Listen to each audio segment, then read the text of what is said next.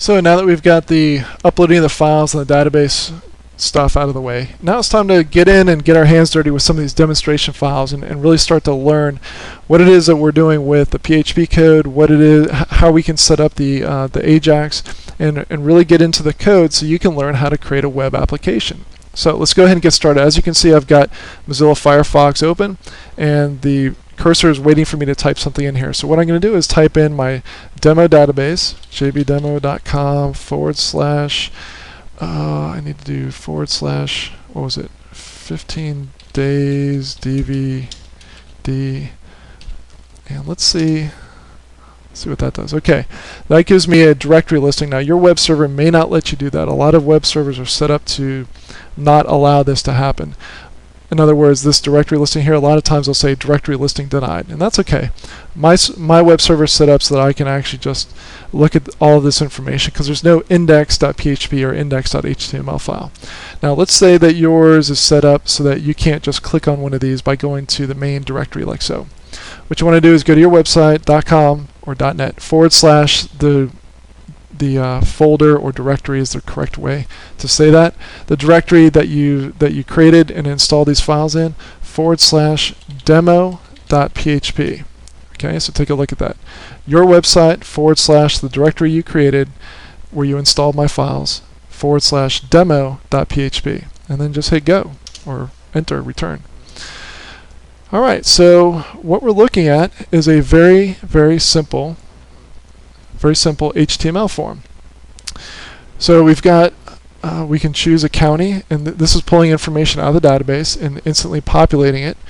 So this is information. So obviously I shouldn't say obviously, not so obviously, it is correctly connecting to the database. I don't see any errors on the page, and the fact that there is drop-down information means that the config file that I set up is set up correctly. It's pulling this information out of the database.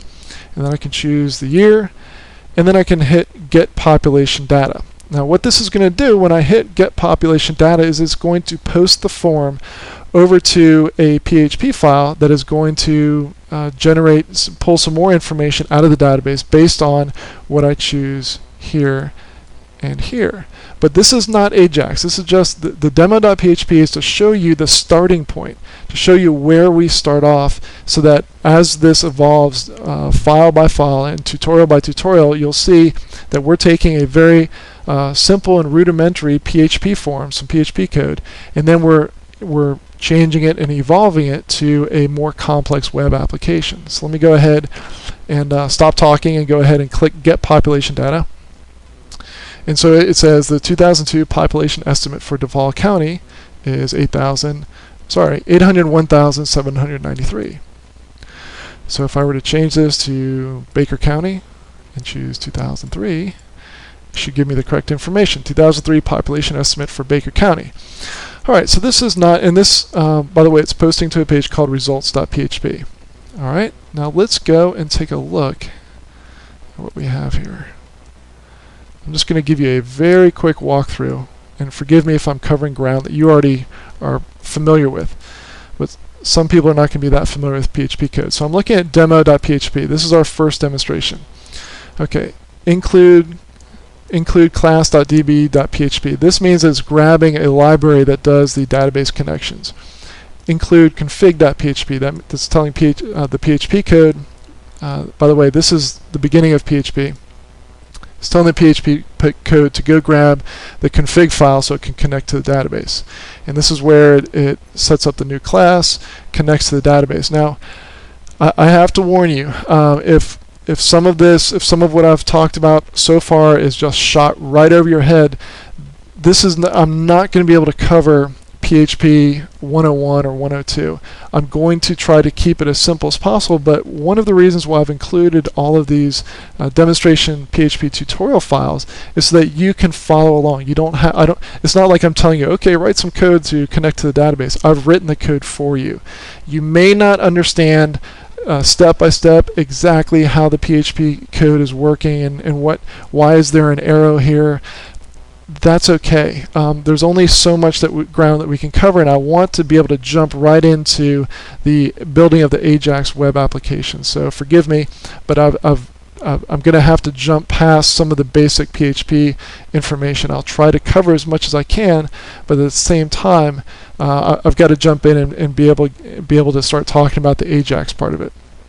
Okay, so we're connecting to the database, and it's saying select the information from the database and show it in this drop-down. So it's generating HTML right here, and here's our actual HTML. This is where the HTML starts.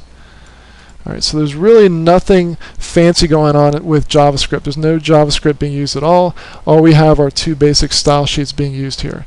Over on the results.php side, let me show you that to you here. Results.php is right here.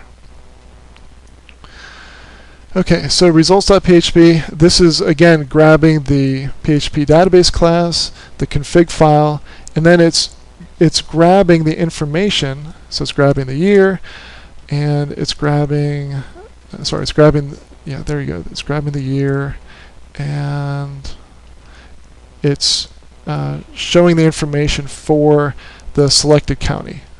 So and then it's formatting it into HTML and sending that information to the browser. So if you want to go back, let's take a quick second look. Here's what's happening. All this information is pulled out of the database, and then I can submit the form, and we go to results.php, and it grabs the information out of the database and it shows it right here. So the big thing to understand is that demo.php does not have any JavaScript whatsoever. This is our starting point. The other thing that's very important to understand is that as I go through these tutorials, we're going to add layers and layers and layers of additional JavaScript code, step by step, and it's going to get more and more and more advanced. And I'm going to walk you through this one step at a time, but no matter what we do as we go through this, I'm going to set it up so that at any time, if someone were to come to this website, this web page, and not have JavaScript turned on, that they would still be able to, or if there was a JavaScript error on the page, they would still be able to use the form, use the web application, and that's good practice. That's a good practice to follow, just so that everyone who comes to your website will be able to see what you're doing and get the data, even if it's not as user-friendly as you would like it to be. The nirvana is to be able to show the Ajax web application to everyone who has JavaScript enabled, which is 95% of the people out there. But for the small fraction of people who don't have it turned on, they'll still be able to use your web page.